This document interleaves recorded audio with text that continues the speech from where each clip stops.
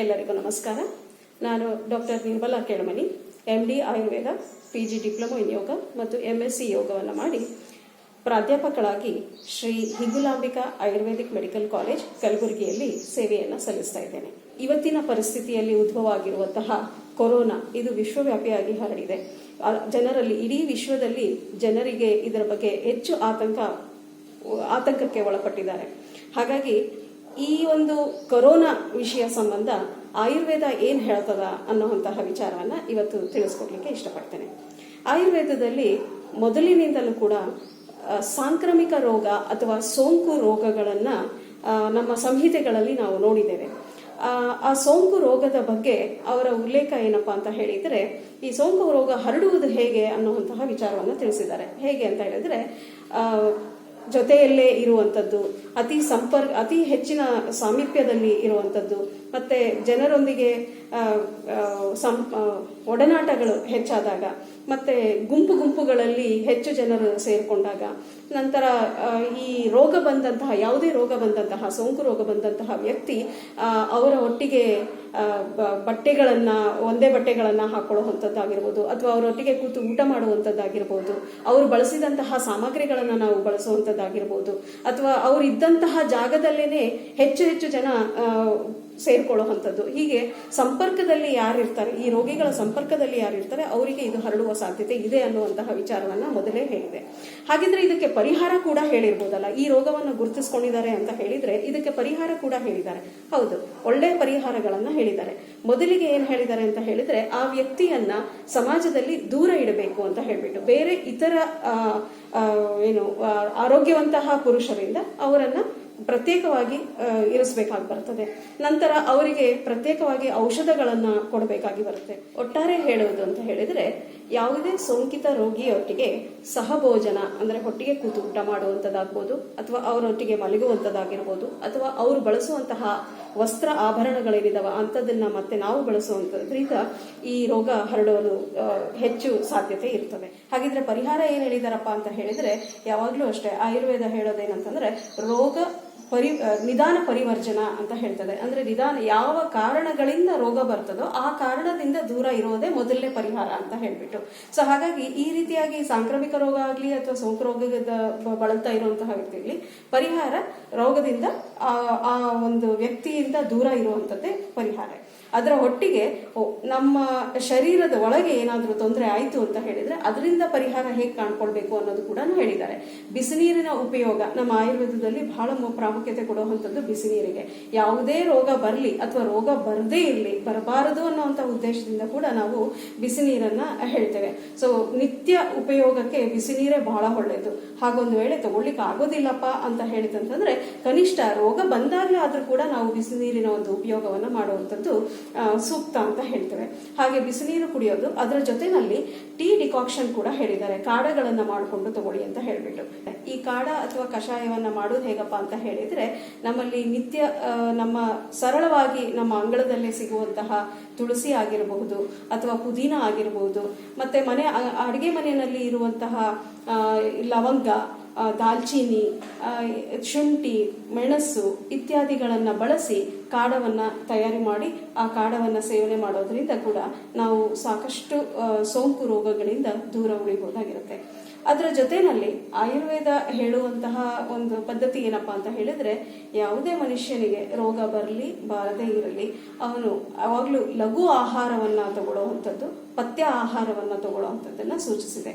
ರೋಗ ಬಂದಾಗ ಅಷ್ಟೇ ಪಥ್ಯ ಮಾಡುವಂಥದ್ದು ಅಥವಾ ರೋಗ ಬರದೇ ಇದ್ದಾಗ ನಾವು ಹೇಗೆ ಬೇಕಾದ್ರೂ ಮನಸ್ಸಿಗೆ ಬಂದಂತಹ ಊಟವನ್ನ ಮಾಡ್ತೇವೆ ಅಂತ ಹೇಳಿದ್ರೆ ಅದು ಮತ್ತೆ ರೋಗಕ್ಕೆ ಕಾರಣವಾಗ್ತದೆ. ಹಾಗಾಗಿ ಇವು ಎಲ್ಲ ಕೆಲವು ಜನರಲ್ ಆಗಿ ಹೇಳಿರುವಂತಹ ಮೆಷರ್ಸ್ ಅಂತ ಹೇಳ್ಬೋದು. ಇನ್ನು ವಿಶೇಷವಾಗಿ ಕೊರೋನಾನೇ ಬಂದಾಗ ಏನ್ ಮಾಡಬೇಕು ಅಂತ ಹೇಳಿದಾಗ ಅದಕ್ಕೂ ಕೂಡ ಗೈಡ್ಲೈನ್ಸ್ ಗಳನ್ನ ಸಾಕಷ್ಟು ಕೊಟ್ಟಿದ್ದಾರೆ. ನಾವು ಅಡುಗೆ ಮನೆಯಲ್ಲಿ ಸಿಗುವಂತಹ ಮೆಣಸು, ಶುಂಠಿ, ಧನಿಯಾ, ಲವಂಗ, ದಾಲ್ಚೀನಿ ಇತ್ಯಾದಿ ಮಸಾಲಾ ಪದಾರ್ಥಗಳನ್ನ ನಾವೇನು ನಿತ್ಯ ಉಪಯೋಗ ಮಾಡ್ತೇವೆ ಹಾಗೆ ಬೆಳ್ಳುಳ್ಳಿ ಕೂಡ ನಮ್ಮ ಅಡಿಗೆನಲ್ಲಿ ನಿತ್ಯ ಉಪಯೋಗ ಮಾಡ್ತೇವೆ, ಹೌದು. ಆದರೆ ಈಗ ಮಾತ್ರ ವಿಶೇಷವಾಗಿ ಬಳಸಬೇಕಾಗಿ ಬರ್ತದೆ.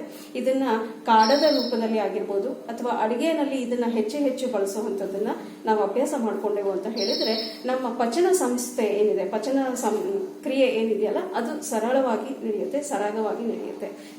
ಕಾಡ ಅಥವಾ ಕಷಾಯವನ್ನ ಮಾಡುವ ವಿಧಾನ: 1 ಗ್ಲಾಸ್ ನೀರಿಗೆ ಸ್ವಲ್ಪ ಶುಂಠಿ, ಮೆಣಸು, ಲವಂಗ, ದಾಲ್ಚಿನ್ನಿ, ಧನಿಯಾ, ಜೀರಿಗೆ, ಇದು ಯಾವುದಾದ್ರೂ ಒಂದನ್ನ ಅಥವಾ ಎಲ್ಲವನ್ನೂ ತೆಗೆದುಕೊಂಡು ಸ್ವಲ್ಪ ಅರ್ಧ ಚಮಚದಷ್ಟು ಪುಡಿಯನ್ನ ಈ 1 ಗ್ಲಾಸಿನ ನೀರಿನೊಳಗೆ ಹಾಕಿ ಕುದಿಸಬೇಕು.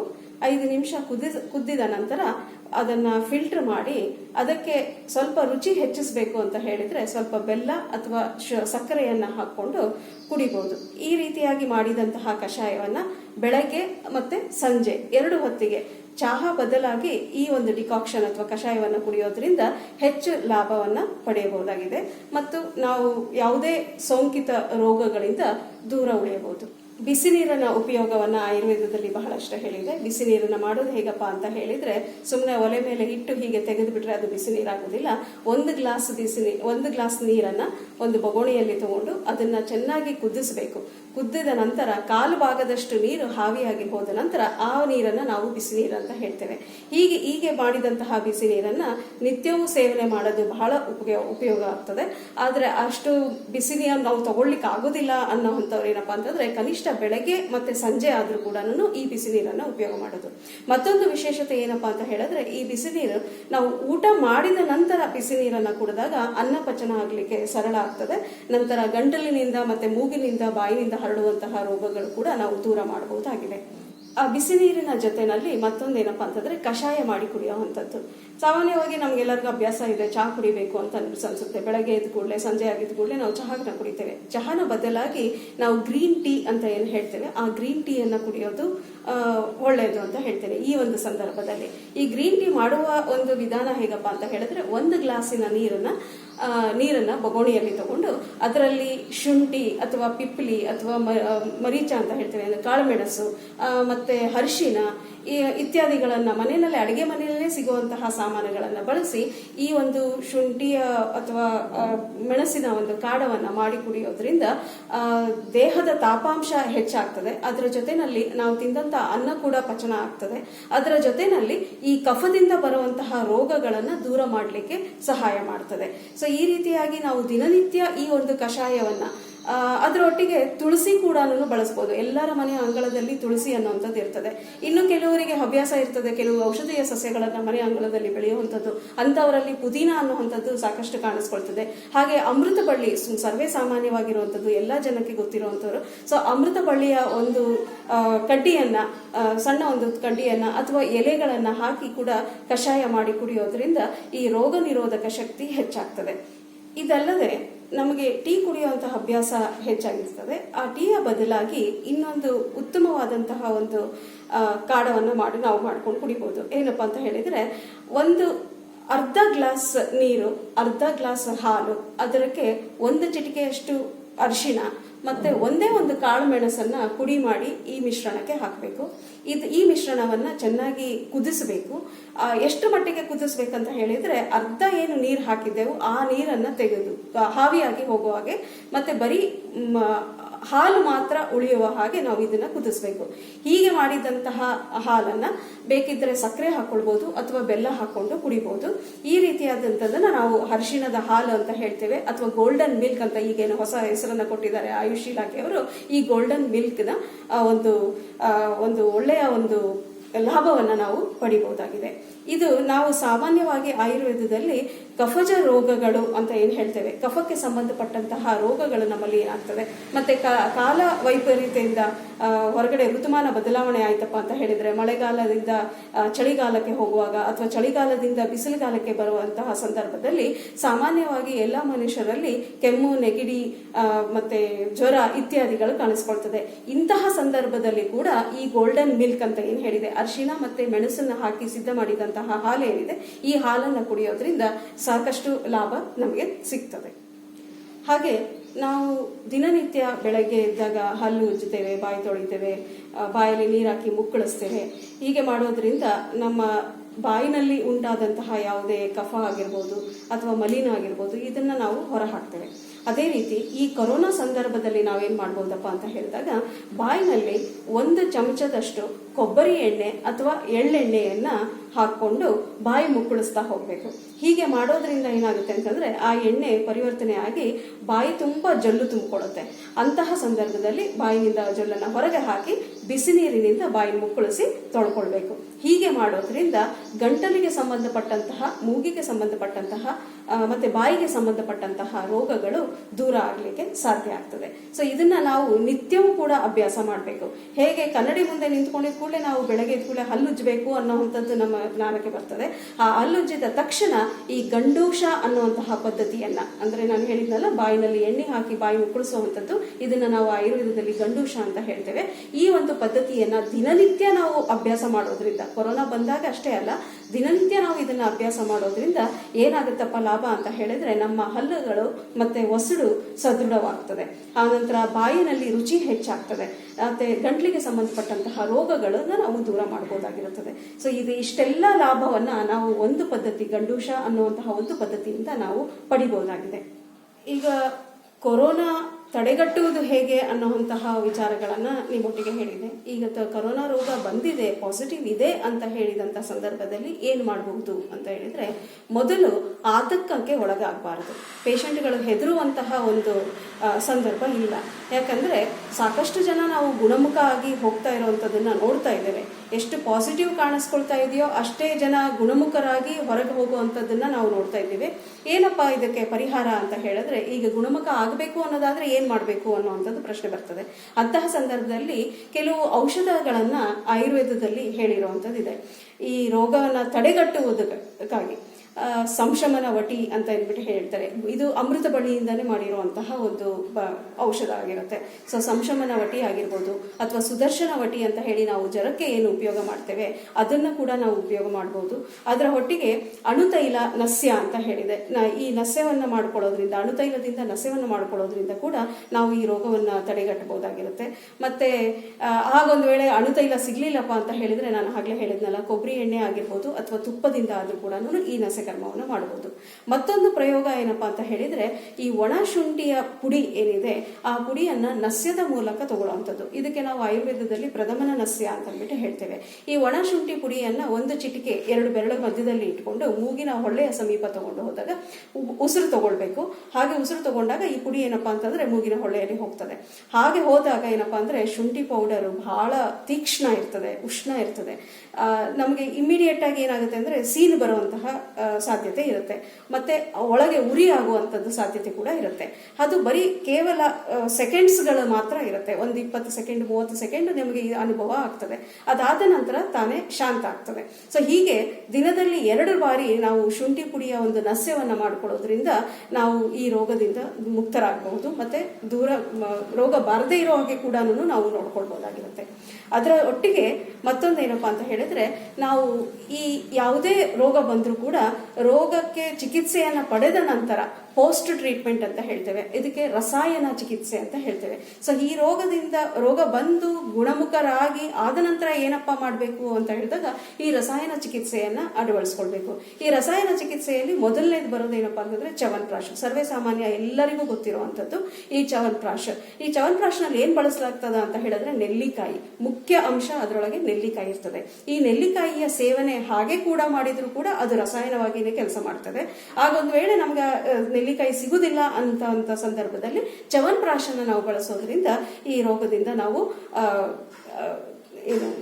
ನಾವು ಪರಿಹಾರವನ್ನ ಕಾಣ್ಕೊಳ್ಬಹುದು. ಅದರ ಒಟ್ಟಿಗೆ ಋತುಹರಿತಕಿ ಅನ್ನುವಂಥದ್ದು ಕೂಡ ನಮ್ಮಲ್ಲಿ ಉಲ್ಲೇಖ ಇದೆ.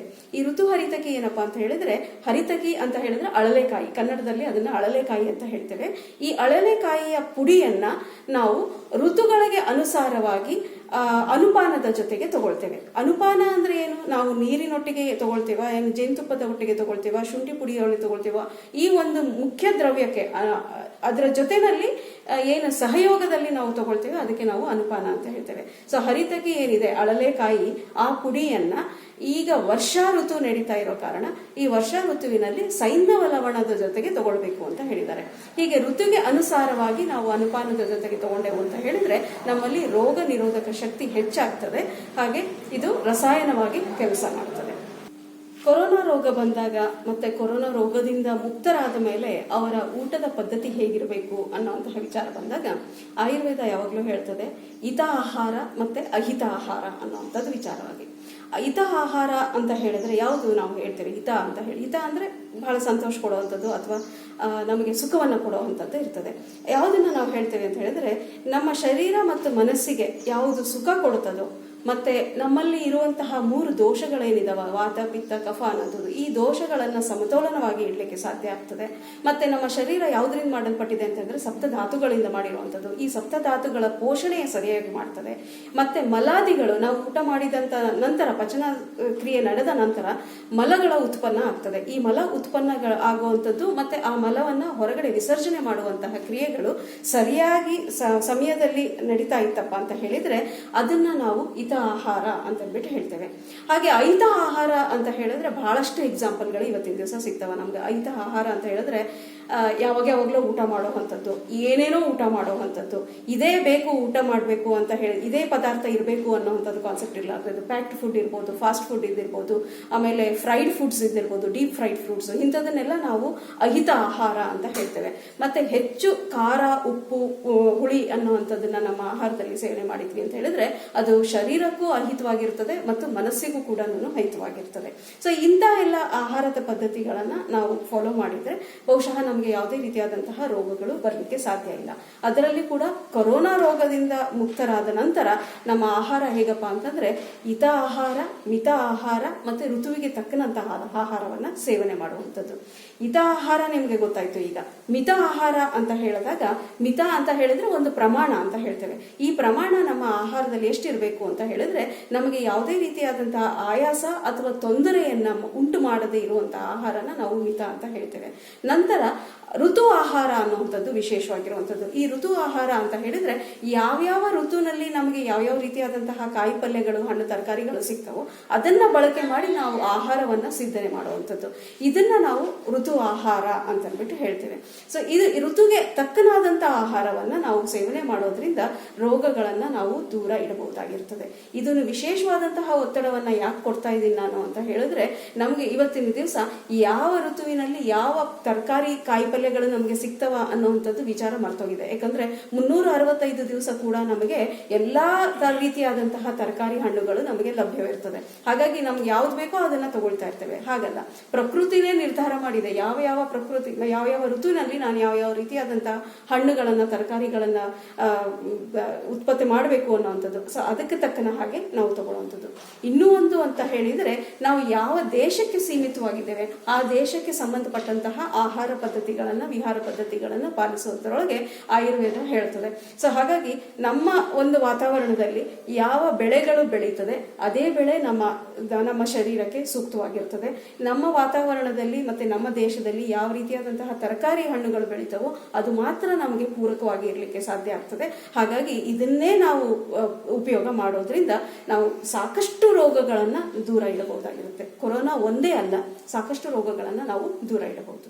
ಕೊರೋನಾವನ್ನ ನಿಯಂತ್ರಣ ಮಾಡುವಲ್ಲಿ ಮತ್ತೆ ಕೊರೋನಾವನ್ನ ತಡೆಗಟ್ಟುವಲ್ಲಿ ಆಹಾರ ಮತ್ತೆ ಔಷಧ ಎಷ್ಟು ಪ್ರಾಮುಖ್ಯತೆಯನ್ನು ಹೊಂದಿರುತ್ತೋ ಹಾಗೆ ಯೋಗಾಸನ ಕೂಡ ಅಷ್ಟೇ ಪ್ರಾಮುಖ್ಯತೆಯನ್ನು ಹೊಂದಿದೆ.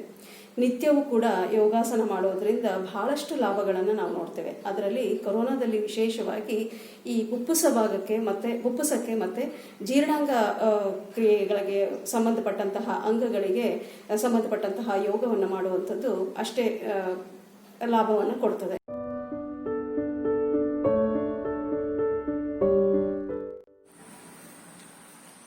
ಈಗ ಕೂತು ಮಾಡುವಂತಹ ಆಸನಗಳಲ್ಲಿ ಮೊದಲಿಗೆ ವಜ್ರಾಸನಕ್ಕೆ ಕಾಲುಗಳನ್ನು ಸೀದಾ ಮಾಡಿ ನಂತರ ಬಲಗಾಲನ್ನ ತೊಡೆಯ ಕೆಳಗೆ ತಗೊಳ್ಬೇಕು. ಹಾಗೆ ಎಡಗಾಲನ್ನು ಸಹ ತೊಡೆಯ ಕೆಳಗೆ ತಗೊಳ್ಬೇಕು. ಮಡಚಿ ಕೂತ್ಕೊಳ್ಬೇಕು. ಹಿಂದ್ಗಡೆ ಪಾದಗಳು ನೆಲಕ್ಕೆ ತಾಗಿರಬೇಕು. ಬೆನ್ನು ನೇರವಾಗಿ ಇರಬೇಕು. ಕುತ್ತಿಗೆ ನೇರವಾಗಿ ಇರಬೇಕು. ಕೈಗಳು ಚಿನ್ಮುದ್ರೆಯಲ್ಲಿ ಸ್ಥಿತವಾಗಿರಬೇಕು. ಚಿನ್ಮುದ್ರೆ ಅಂತ ಹೇಳಿದ್ರೆ ಹೆಬ್ಬೆರಳು ಮತ್ತೆ ತೋರ್ಬೆರಳುಗಳನ್ನು ಕೂಡಿಸುವಂಥದ್ದು ಚಿನ್ಮುದ್ರೆ ಅಥವಾ ಜ್ಞಾನ ಮುದ್ರೆ ಅಂತ ಕೂಡ ಹೇಳಲಾಗ್ತದೆ. ಈ ಸ್ಥಿತಿಯನ್ನ ಸಾಧ್ಯವಾದಷ್ಟೊತ್ತು ಕೂಡ ಇರಬಹುದು. ಈ ಸ್ಥಿತಿಯಲ್ಲೇ ಇರಬಹುದು. ಹಾಗೆ ಉಸಿರಾಟದ ಕಡೆ ಕೂಡ ಗಮನ ಕೊಡಬೇಕು. ಉಸಿರು ಸರಾಗವಾಗಿ ಸರಳವಾಗಿ ತಗೊಳ್ಳುವಂಥದ್ದು ಮತ್ತೆ ಹಾಗೆ ಉಸಿರನ್ನು ಕೂಡ ಬಿಡ್ತಾ ಹೋಗ್ಬೇಕು. ಇದನ್ನ ಧ್ಯಾನದ ಸ್ಥಿತಿ ಕೂಡ ಹೇಳ್ತಾರೆ. ಹಾಗೆ ಪ್ರಾಣಾಯಾಮ ಮಾಡುವಾಗ ಕೂಡ ಈ ಸ್ಥಿತಿಯನ್ನ ನಾವು ಅನುಸರಿಸಬಹುದು. ಈ ವಜ್ರಾಸನ ಹೆಸರು ಸೂಚಿಸಿದ ಹಾಗೆ ವಜ್ರ ಅಂತ ಹೇಳಿದ್ರೆ ಶರೀರವನ್ನ ಗಟ್ಟಿ ಮಾಡುವಂಥದ್ದು. ಈ ಒಂದು ಆಸನದ ಉಪಯೋಗ ಏನಪ್ಪಾ ಅಂತ ಹೇಳಿದ್ರೆ, ಮೇರುದಂಡ ಏನಿದೆ, ನಮ್ಮ ಸ್ಪೈನ್ ಅಂತ ಏನ್ ಹೇಳ್ತಾರೆ, ಇದಕ್ಕೆ ಬಲವನ್ನ ಕೊಡುವಂಥದ್ದಾಗಿರ್ತದೆ. ಅದರ ಜೊತೆಯಲ್ಲಿ ಈ ಒಂದು ಆಸನದಿಂದ ನಮ್ಮ ಪಚನ ಸಂಸ್ಥಾನ ಏನಿದೆ, ಅಂದ್ರೆ ನಾವು ತಿನ್ನುವಂತಹ ಅನ್ನ ಪಚನ ಆಗಬೇಕು ಅಂತಂದ್ರೆ, ಸರಿಯಾಗಿ ಪಚನ ಆಗಬೇಕು, ಮಲ ವಿಸರ್ಜನೆ ಸರಿಯಾಗಬೇಕು ಅನ್ನುವಂಥದ್ದು ಉದ್ದೇಶ ಇತ್ತು ಅಂತ ಹೇಳಿದ್ರೆ ಈ ಒಂದು ವಜ್ರಾಸನವನ್ನ ಮಾಡಬೇಕಾಗ್ತದೆ.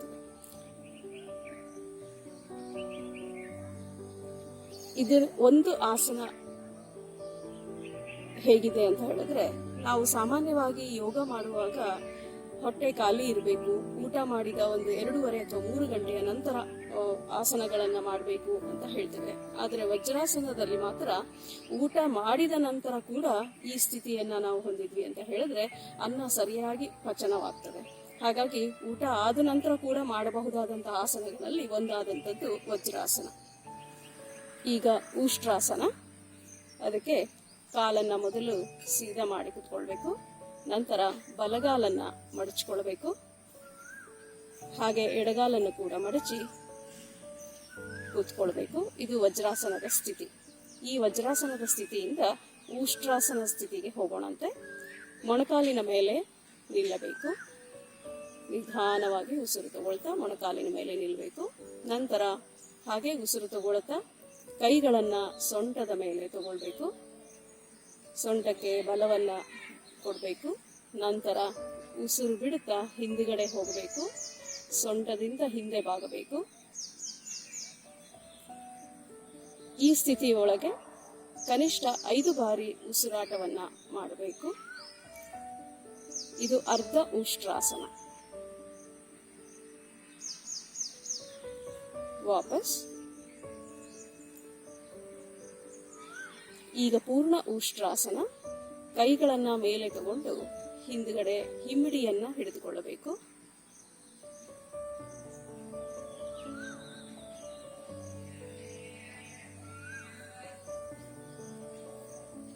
ಸಾಧ್ಯವಾದಷ್ಟು ಹಿಂದೆ ಬಗ್ಗಿ ಹೊಟ್ಟೆಯನ್ನ ಮುಂಭಾಗಕ್ಕೆ ತಗೊಳ್ಬೇಕು. ಬೆನ್ನನ್ನ ಒಳಗೆ ತಗೊಳ್ಬೇಕಾಗುತ್ತೆ. ಈ ಸ್ಥಿತಿಯಲ್ಲಿ ಕನಿಷ್ಠ 5 ಬಾರಿ ಉಸಿರು ತಗೊಳ್ಳೋದು, ನಂತರ ಉಸಿರನ್ನು ಬಿಡುವಂತಹ ಕ್ರಿಯೆ ನಡೀಬೇಕು. ನಂತರ ಕೈಗಳನ್ನು ಸಡಿಲ ಮಾಡಿ ಮತ್ತೆ ಯಥಾಸ್ಥಿತಿ ಉಸಿರು ಬಿಡುತ್ತಾ ಮೊಣಕಾಲಿನ ಮೇಲೆ ಕೂತ್ಕೊಳ್ಬೇಕು. ಇದು ಪೂರ್ಣ ಉಷ್ಟ್ರಾಸನ ಮತ್ತು ಅರ್ಧ ಉಷ್ಟ್ರಾಸನ. ಈಗ ಮುಂದಿನ ಆಸನ ಗೋಮುಖಾಸನ. ಇದಕ್ಕೆ ಬಲಗಾಲನ್ನ ಎಡತೊಡೆಯ ಕೆಳಗೆ ತಗೊಳ್ಬೇಕು. ನಂತರ ಎಡಗಾಲನ್ನ ಬಲತೊಡೆಯ ಮೇಲೆ ತಗೊಳ್ಬೇಕು. ಎಡಗೈಯನ್ನ ಮೇಲಿನಿಂದ ಹಿಂದೆ ಬೆನ್ನಿಗೆ ತಗೊಂಡು ಹೋಗ್ಬೇಕು. ಹಾಗೆ ಬಲಗೈಯನ್ನ ಕೆಳಗಿನಿಂದ ಹಿಂದೆ ತಗೊಂಡೋಗಿ ಕೂಡಿಸ್ಕೊಳ್ಬೇಕು. ಬೆನ್ನು ನೇರವಾಗಿರಬೇಕು, ಕುತ್ತಿಗೆ ನೇರವಾಗಿರಬೇಕು, ದೃಷ್ಟಿ ಎದುರಿಗೆ ಇರಬೇಕು. ಇದನ್ನ ಗೋಮುಖಾಸನ ಅಂತ ಹೇಳ್ತೇವೆ. ರಿಲ್ಯಾಕ್ಸ್.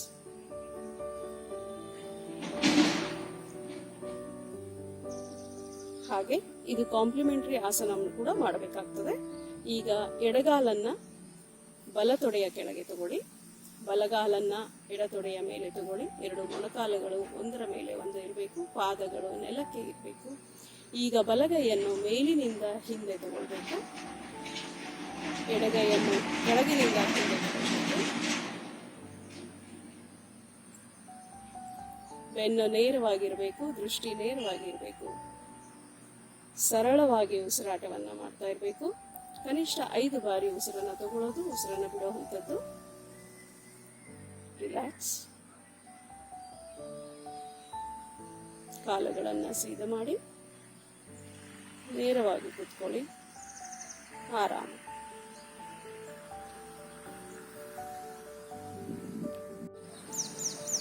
ಈಗ ಅರ್ಧ ಮತ್ಸ್ಯೇಂದ್ರಾಸನ. ಬಲಗಾಲನ್ನ ಎಡತೊಡೆಯ ಕೆಳಗೆ ತಗೊಳ್ಳೋದು. ನಂತರ ಎಡಗಾಲನ್ನ ಬಲಭಾಗಕ್ಕೆ ತಗೊಂಡು ಬಂದು ಮಡಚಿ ಕೂಡಬೇಕು. ಪಾದವನ್ನು ನೆಲಕ್ಕೆ ಊರಿರಬೇಕು. ಬಲಗೈಯನ್ನ ಎಡ ಮುಂಗಾಲಿಗೆ ಹಿಡಿದುಕೊಳ್ಳಬೇಕು. ಶರೀರ ಹಿಂದೆ ತಿರುಗಬೇಕು. ಕುತ್ತಿಗೆಯನ್ನು ಹಿಂದೆ ತಗೊಳ್ಬೇಕು. ಎಡಗೈ ನೆಲದ ಮೇಲೆ ಇರುತ್ತದೆ. ಭುಜ ಸಮಾನಾಂತರದಲ್ಲಿ ಇರಬೇಕು. ರಿಲ್ಯಾಕ್ಸ್.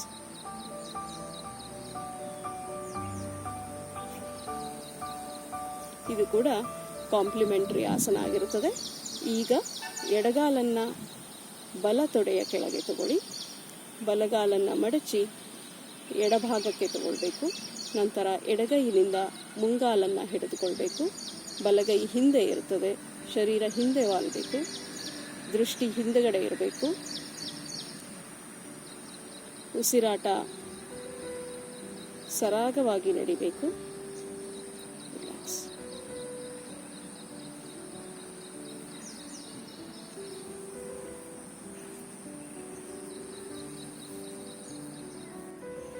ಈಗ ಪಾದ ಉತ್ತಾನಾಸನ.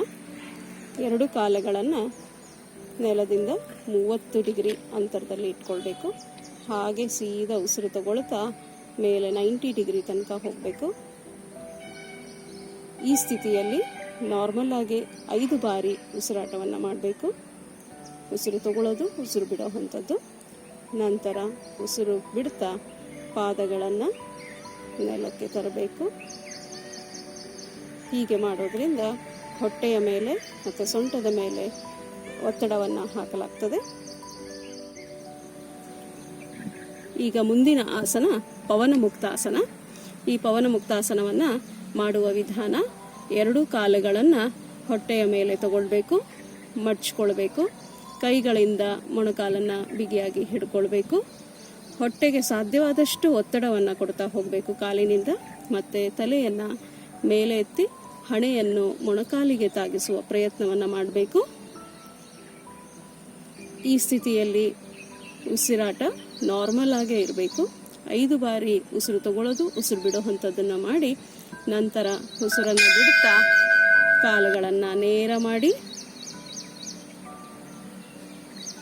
ಕೈಗಳನ್ನು ಶರೀರದ ಪಕ್ಕದಲ್ಲಿ ಇಟ್ಟುಕೊಳ್ಳಿ.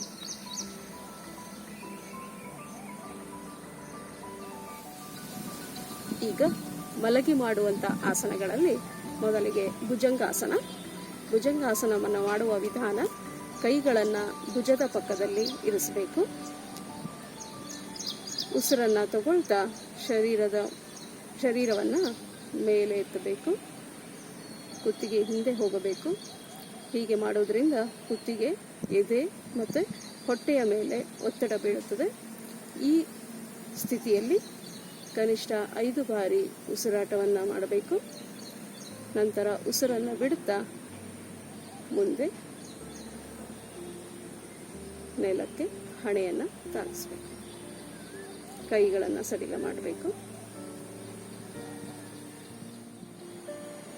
ಈಗ ಮುಂದಿನ ಆಸನ ಶಲಭಾಸನ. ಕೈಗಳನ್ನು ತೊಡೆಯ ಕೆಳಗೆ ತಗೊಳ್ಬೇಕು. ನಂತರ 2 ಕಾಲುಗಳನ್ನು ಉಸಿರು ತಗೊಳ್ತಾ ಮೇಲೆತ್ತಬೇಕು.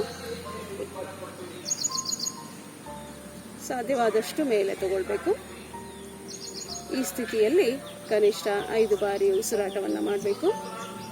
ನಂತರ ಕಾಲುಗಳನ್ನು ಕೆಳಗೆ ಬಿಡಿ. ಉಸಿರು ಬಿಡುತ್ತಾ ಕಾಲುಗಳನ್ನು ನೆಲಕ್ಕೆ. ಕೈ ಶರೀರದ ಪಕ್ಕ. ರಿಲ್ಯಾಕ್ಸ್.